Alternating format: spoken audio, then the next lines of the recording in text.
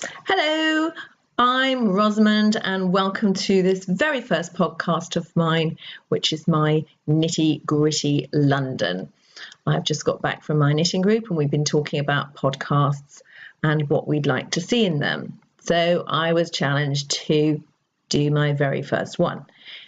If you think it's absolutely terrible, I guess that's what happens. I don't know what I'm doing, and hopefully somebody will advise me on all the technological ways to improve.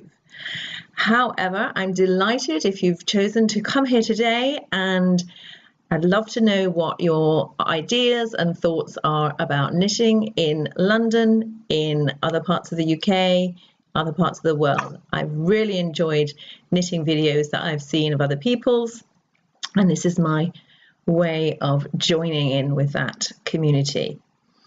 I began to knit a couple of years ago, living in Islington where I do. I'm surrounded by some really good knitters, knitting designers, some fabulous yarn shops, maybe more about that later. And I'm very thankful that there were so many people who were way ahead of me and were able to guide me and help me and get me on the road. And so I'm not pretending to be at their level, and I'm not teaching any knitting. There's a lot of YouTube videos for that. What I'm really interested in is what makes people want to knit. How does knitting seem to bring people together in really interesting ways? Very, very different people. The social side of knitting, the way that barriers get broken down. I'm part of knitting groups around London. I didn't know that sort of thing happened. It introduced me to a whole new world. And I now have a knitting group also in my own home here in Islington. And I'm very interested in what makes people want to join a knitting group, what they enjoy, what they would like to see, what happens in Toronto, in New York, in Minnesota, in Australia, in New Zealand, in wherever there is knitting going on. Is it all the same around the world, or anything particularly different about our nitty gritty London that would be of interest to any of you? I'm going to get on and talk about something that I'm knitting because that's what I've noticed a lot of people do. They talk about their projects, so we'll do that next. And then we'll talk about some yarn. We'll also talk a little bit about the group. But I just want to say, I don't have anything to sell. This is a hobby. And if I happen to mention that I'm working on a pattern, or I think a certain yarn is fantastic, a certain designer is great, or a certain yarn shop is fantastic, that's just because that's what I think. No one's paying me to say these things, and I am just paying full whack like everybody else. So I'm not looking at getting free stuff and recommending it or anything like that, which is it's great for the people who are really good, and they do that, but I'm just explaining that I don't. These are just my opinions. So I would love to know how to improve, and I would love your opinions. So I'm not here really to just talk. What I'm wanting to do is to open up a discussion on all the things that are coming up. So please put things in the comments, put things in the discussion area, say what you want to talk about, what you think is stupid, what you think is fabulous, what you love about knitting, hopefully, even what you hate about it, what you'd like to see better in your community. And I'll be talking about my community, and we can share how the knitting community has developed and changed our lives. Thank you. So in all the time-honoured tradition of knitting podcasts, what have I been knitting lately? So I've just come back from my knitting group, and by some miracle I happened to finish something. Most knitters will know that's quite a rare moment when you're at a group and you finish something, or okay, almost finished it because I've got to sew the ends in, but like a lot of people, I think I've finished when I've got to the top.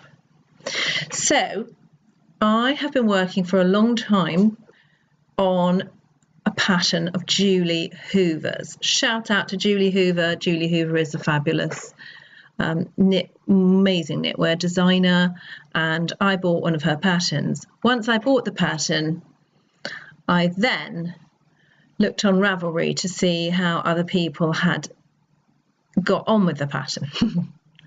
And then I discovered the amount of people who said, oh gosh, this was a lot more difficult than I expected it to be. People said, I found that I couldn't just chat while I was doing it. It required more concentration, even though it's not super difficult. You've just got to keep counting.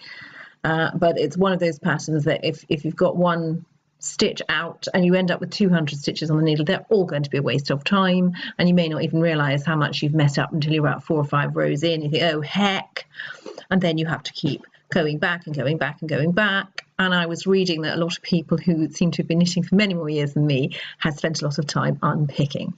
So I thought, whoopee. And then I read a bit further, a few more comments. I saw a lot of people have bought this pattern. It's called Shallah. And they had frogged it, given up, or they said this is enormous because it's like a jumpery, poncho-y, pop-over-y big thing.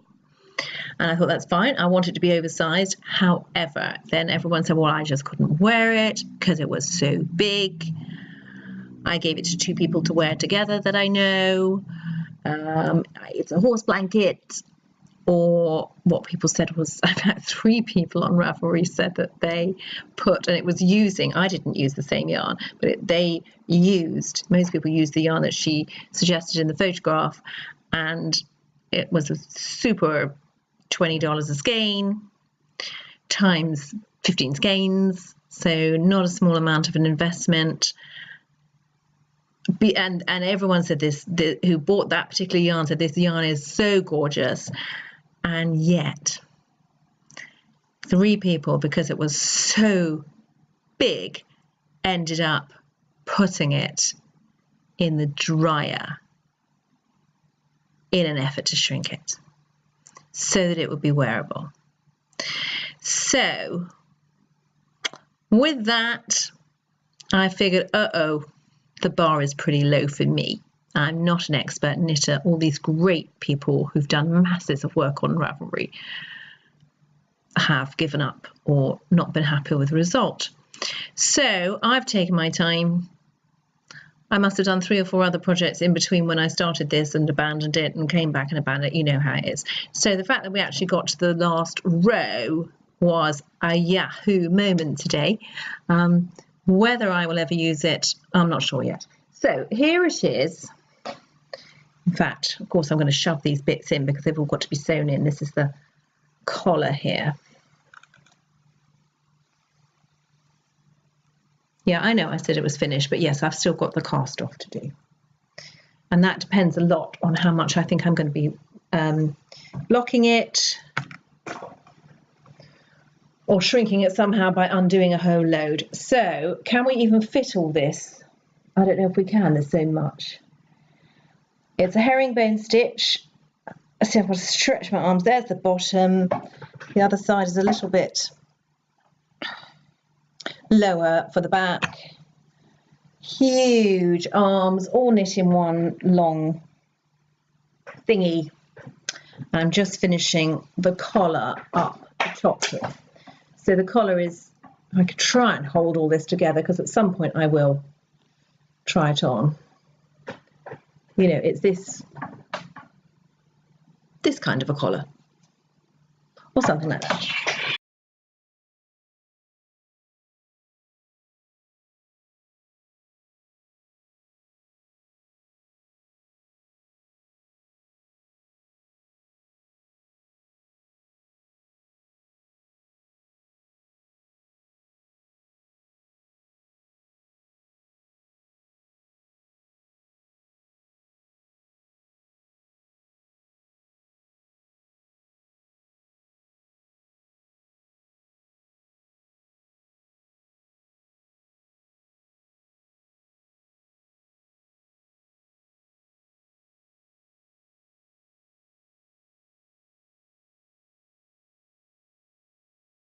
Okay, finally, I said I was going to talk to you about yarn shopping. I find it quite interesting that people discuss what they've gone and bought, and other people say, oh, I like that, it's nice, or I've used some of that before. And so I'm going to talk about one part of it. I have too much yarn. Shocker. I think apparently I only feel okay with it because it seems like everybody's got too much. But in London, it costs more to keep a piece of yarn than to buy the yarn. So in London, we're not supposed to have hobbies that take up lots of space because otherwise we just can't afford to eat. So I have to deal with this problem. And I have a wall. I force myself, and we'll look at the yarn wall on another occasion, but I have all my stash has to go on the wall so that I can see it and it reminds me of how much I bought and it's not stuck under the bed. Unfortunately, I'm not allowed to have any more than fills up the wall. But then this yarn arrived. This yarn arrived and it's totally beautiful, but there's no room for it on the wall. I don't know how it arrived. I don't know what happened. I clearly have a problem, and if any of you can help me with this problem, I would love your advice. However, I've got to think of something to do with it. Look at this beautiful skein. This is Manos. It's Manos Classica. If any of you have already used this in whichever colour, this is Paisley. I'd love to know what you did with it because I've got to do something and I don't know what to do. So I'll just tell you about Manos. If you haven't run into Manos before, it's absolutely amazing stuff. It is 100% wool, hand spun, hand dyed. And I'm just going to read out I know some of you like to see the labels, so I'm not very good at this clearly, but there is the label and the details. I'm just going to tell you, it means Hands of Uruguay, which is a non-profit organisation which assembles women in cooperatives scattered throughout the countryside of Uruguay. The aim of the organisation is to bring economic and social opportunities to rural women. How about that? So we buy overpriced yarn and somebody somewhere else has a bit of a better life. So that means we can buy everything we want. It's hand spun from the purest Uruguayan wool and then hand dyed in large kettles. So no two are exactly the same. Lovely, lovely, lovely, gorgeous. I love the smell. Well, I haven't smelled it actually. I love the feel. I love to look at it. I love to feel it. I've got my friend Tanya who doesn't want to be on the video, but she loves feeling it too. Yes, so, I do. There we are. But the problem is I can't just feel it and look at it because I've got plenty to feel and look at. What I need to do is do something with it. And I'm really not sure. Some stuff I think is just too nice. It just wants to be kept rather than used, because I don't think I would make something as nice as this skein is. Do you see my problem? Do you understand it? Now, just in case anyone can be really super creative for me, if you've used Manos Classica, this thick, chunky wool, please give me some ideas. I've also got some blue. This is a beautiful rich blue, and if you look at it, there is a little bit of that blue in this, or rather there is when I use my imagination. So I'm thinking I've got 3 of the paisley and 4 of the blue. So I could maybe make quite a large thing, but I've got no idea what to do besides stare at it. So that is my current dilemma.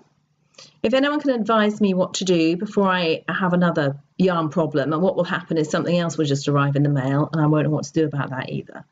So if anyone has managed to cure themselves of their yarn problem as well, I would love to know. Thank you so much for watching.